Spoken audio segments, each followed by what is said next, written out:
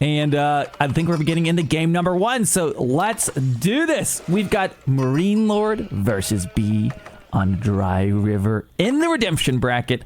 Who will be moving on? There we go. And MarineLorD already moving out towards the middle water. Yeah, looks like B is doing the same. Now, the B, for the Delhi Sultanate, their docks, or rather their fishing ships, they actually get a little archer on top of the fishing ship. Now that archer is maybe a little bit behind the times. He still has his Age of Empires 2 accuracy, but never underestimate those archer fishing ships. And now we see B actually sending 2 villagers towards the middle. Is he going to potentially try to deny the dock? It's already more than halfway up. I'm not sure that this denial is going to be in time. He's sending the villagers over. Oh, he's just going to place a dock right next to that. Actually, leading one of the fish, but I guess in these kind of ponds, you don't really have a choice. Actually kills one of the sheep from MarineLorD here, being a little bit cheeky. And MarineLorD, he's going to have to pull his villager back here. So in game number 1, in last weekend when B and MarineLorD faced off, it was like 10. It felt like 10 minutes of Dark Age. I don't think it actually was, of spear back and forth. Like both of these players facing off, fighting the Dark Age. I've seen B in so many of these rounds bring typically 2 villagers to build his dock. He does it with 2, and actually sometimes he builds his mosque forward to get the production faster. So I don't know if he will here. That'd be like right in MarineLorD's base just about, but he definitely likes moving out on the map quite quickly. And of course, the Delhi fishing boats going to be shooting at MarineLorD here, but they'll be healing up probably as fast as they're taking damage. But this will get interesting pretty quickly. Yeah, now they can't shoot while they're gathering, so it's probably not worth it right now for B to actually shoot the ships from MarineLorD. They're just going to be fishing right next to each other for now, but at some point, if B ever gets like 3-4 fishing ships out in this pond, not even sure if that's worth it, considering that there are only 3 shoreline fishes in there. But he might at one point just see and like shoot the fishing ship a couple of times, just see how much DPS they can do on those fishing ships from MarineLorD. And depending on how much damage they can do, you never know. Maybe he's going to be able to kill some of the fishing ships. But now we also see MarineLorD going for a second dock in one of the other ponds. So we'll get a total of 6 ponds here. MarineLorD is now going to be expanding over towards a second pond. Yep, and you see these players going for those fish. Those shore fish are just such a great boost to your eco here in the Dark Age. Particularly, I know hopefully we have a few new players from our free-to-play last weekend. You might be wondering, do I go for deer? Do I go for shore fish? Do I go for what do I go after? Those always it's like having extra villagers, getting that extra food, and can help you get up to that next stage, and then maybe some warships out there. Yeah, now we see B being a little cheekier. Every now and then he's fishing, he's shooting, he's fishing, he's shooting. Oh my god. Doing a lot of micro here, trying to get that fishing ship down. It's healing at the same time, but I think slowly but surely it's gonna have to be garrisoned inside the dock, and there we go. MarineLorD is gonna have to garrison that fishing ship. Yep. And he's got 3 docks. Wow. Yeah, he's going to be all over water here right now. He does have the early inspiration from his prelate, so he's very likely going to be able to afford all of this production over on these ponds. Yep.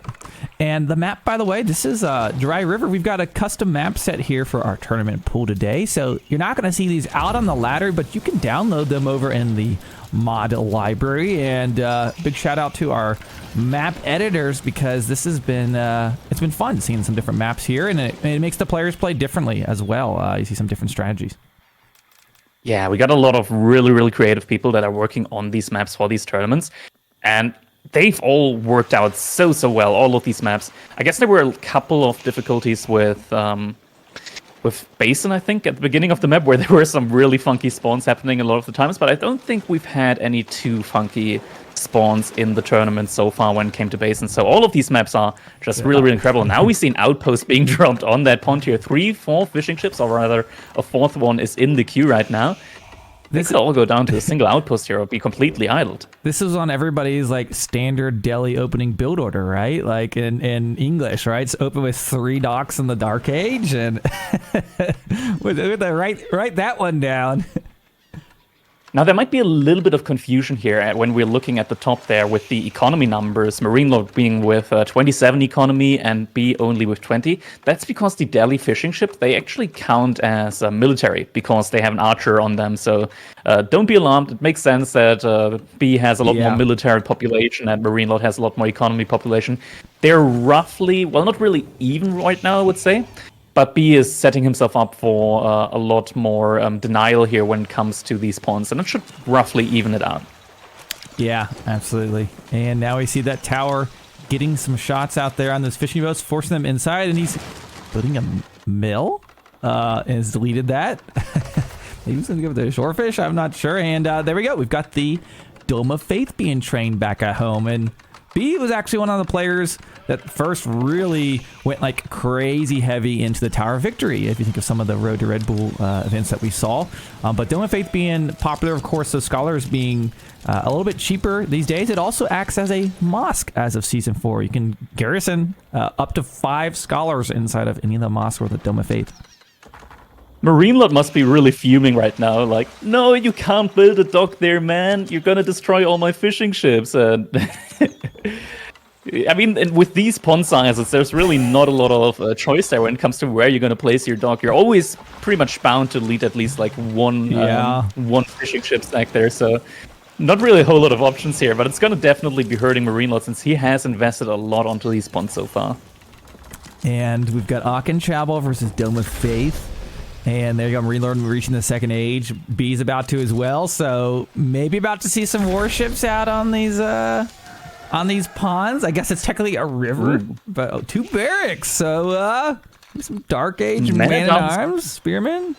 Yeah, some men-at-arms already in queue now for MarineLorD. I mean, he is HRE. He's gonna have a really, really good economy behind this. B is moving over towards another pond here. He sees that there's a lot more fishing ships in here.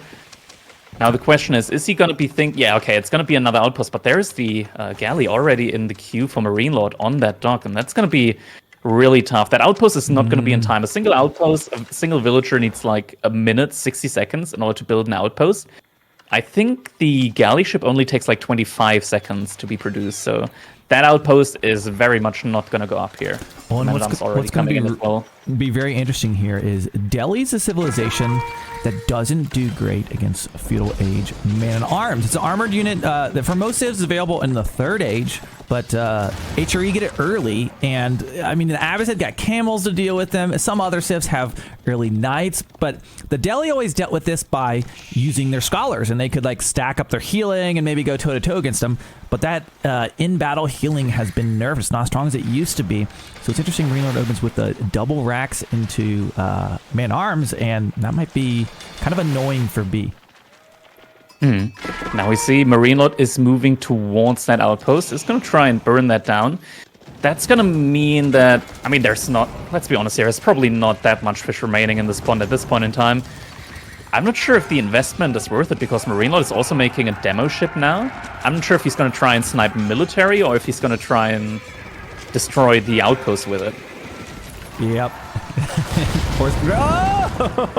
It's going to be the outpost, but demo ships, I mean, you're going to need at least 2 of them if you want to take down any of these fishing ships. Gets a lot of damage out, but they're just going to garrison in and they're going to be fine. They're just going to heal up inside of those docks.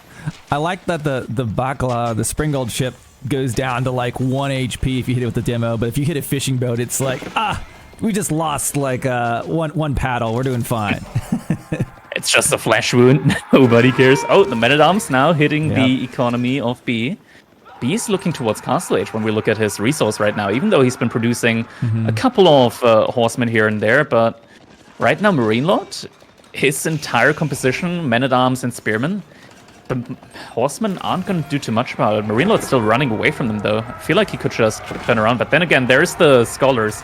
Now, there was also a change with the Scholar cost for the Delhi. So the Delhi Scholars, they cost a lot less right now. And if you get the Dome of a Faith that 3DB went for, a single Scholar only costs 65 gold. So they're really, really easy to produce all the time. Great bargains, lower prices every day here on Golden League 2. And a few spearmen in there as well to deal with this horseman. And he's doubling down 4 barracks. And you can kind of see B doesn't want to stick around here in the feudal age. He needs to get something here in the castle. He's moving up. And now with the spearmen in there, it's going to be a little bit more tricky for this horseman. Yeah, it looks like MarineLorD is building towards that feudal age Burgrave Palace. And I mean, right now, B B still has the more mobile army. I think Scholars are actually, yeah, they should be faster than, without a relic, they should be faster than both Men-at-Arms and Spearmen without the upgrade for the HRE. So B is going to be the one that's able to decide when and where he wants to fight. Has to watch out with the Scholar micro, though. Oh, the gold. Oh, boy. Ah, Are you deleted? they're trapped. They can't get out. Oh, no. 1, 2. Oh, gosh. 7 villagers total Looking have died here. really rough. Yeah, and look at the overall population right now. MarineLorD just has way more units on the field than B has, and oh no, the demo! Wow. Ah, so many Scholars go down here in B right now.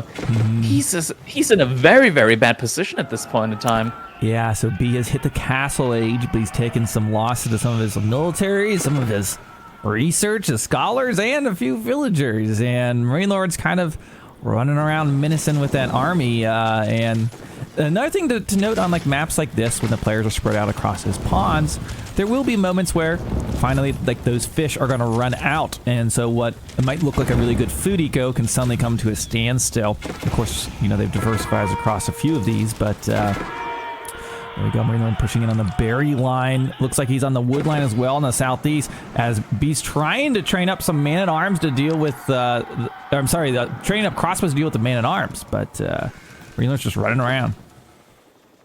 Yeah, right now, I mean, B is just circled inside of his own base here right now. He can't really push out anywhere. He's now making crossbows, but crossbows only do so well against like the amount of spearmen that MarineLorD has out on the field. And you definitely need more than 2 crossbows if you want to take down all of these men-at-arms and spearmen that MarineLorD has on the field right now. Looks like B is going to try and get some of these relics right now, but I mean, there's no sacred sites right now in control of B, and this is just really, really rough because MarineLorD is all around his base at the moment. Yep, he's just trying to get any resources he can. Of course, both his berries are kind of towards the middle. He's got to have map control if he's going to keep gathering his food without transitioning to farms, and villagers running by man-at-arms. He's going to go to the berries in the southwest. So, yeah, there's berries middle, but there's also one in the corner, so he's going to go for that. But it really does feel like MarineLorD is kind of playing this how he wants. He's surrounding B, picking off a villager here or there. There we go, going after the gold. He's got to trap some villagers again. Oh, man. 3 again. Oh, my God. This hurts so much. Look at that. 16 worker kills so far for MarineLorD. Oh, no. I really feel like MarineLorD mastered this spearman warfare after their extended Dark Age game last week. And that's the redness behind it. He's 1 relic so far for B. Question is, I don't think he's going to be able to get any more than that 1 relic so far. And yeah, this little army has been... I wouldn't know how to come back from this position. No, yeah, this little army's been so consistent with this raiding, you'd almost think it was on like some kind of raid script. Just like runs in here, stabs a few villagers, runs back, does a circle around the trees, and we've been back for more. Wow. And there we go. Yep, B knows. Wow. B knows. Yeah, I don't know if it was a little bit of like a little Civ matchup, a little like just his strategy of going for that castle age so early on, but it looks like game number 1 in this best of 3. It's going to go in favor of MarineLorD. So, man, that was pretty one-sided. It felt like through the middle stages of that game. It just seems like MarineLorD had really executed a good build against what B was throwing out there on the map.